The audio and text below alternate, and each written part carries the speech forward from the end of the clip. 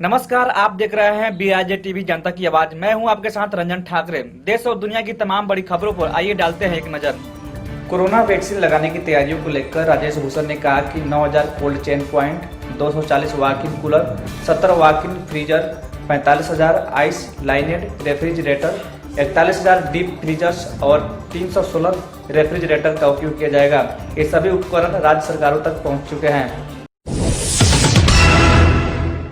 चीन अपनी परमाणु हथियारों की क्षमता को बढ़ा रहा है। पिछले कुछ वर्षों में उसने हथियारों की संख्या ही नहीं बल्कि उनकी आधुनिकीकरण में भी तेजी दिखाई है।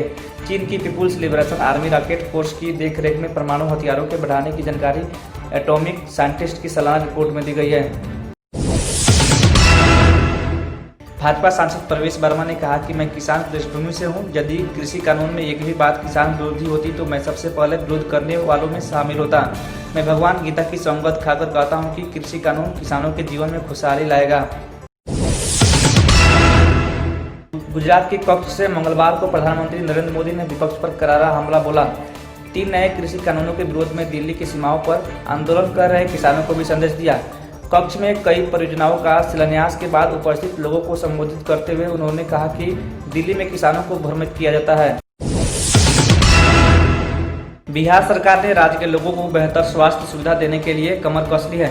राष्ट्रीय स्वास्थ्य मिशन कार्यक्रम के तहत सहरसा, सीतामढ़ी और भोजपुर में मॉडल अस्पताल बनाया जाएगा। इसके तहत सरकार ने 105 करोड़ की राशि आवंटित कर दी है। सिविल कोर्ट ने पटना के डीएम और एसएसपी के वेतन से 2,500 हजार रुपये काटने का आदेश दिया था। आदेश का पालन नहीं होने पर कोर्ट ने इसे गंभीरता से लिया है। नोटिस देकर पूछा है कोर्ट के आदेश का उल्लंघन कैसे हुआ। मोदी सरकार में मंत्री रामदास आठवले ने कहा है कि तीनों कानूनों को वापस लेने से सबसे ज्यादा नुकसान किसानों का ही होगा। आम आदमी पार्टी ने उत्तर प्रदेश में आगामी 2022 का विधानसभा चुनाव लड़ेगी। आप संयोजक और दिल्ली के मुख्यमंत्री अरविंद केजरीवाल ने यह घोषणा मंगलवार को की। यूपी में कोतवाली क्षेत्र के अंतर्गत ग्राम रघुनाथपुर में मंगलवार दोपहर को एक ट्रैक्टर ने 2 साल की बच्ची को कुचल दिया। इसके चलते बच्ची की मौके पर ही मौत हो गई।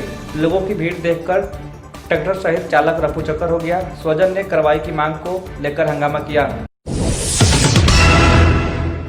पटना हाई कोर्ट ने राज्य के सरकारी प्राइमरी स्कूलों में बड़े पैमाने पर शिक्षकों की होने वाली नियुक्ति मामले पर निर्णय देते हुए कहा है कि जो 23 नवंबर 2019 के पूर्व CTET परीक्षा पास उम्मीदवार है वही शिक्षक बहाली प्रक्रिया में शामिल होंगे।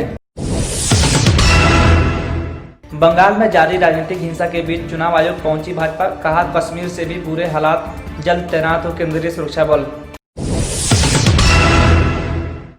अफगानिस्तान में आतंकवादियों ने राजधानी काबुल में कार में बम विस्फोट कर यहां के डिप्टी गवर्नर महबुल्लाह मोहबी और उसके सहायक की हत्या कर दी।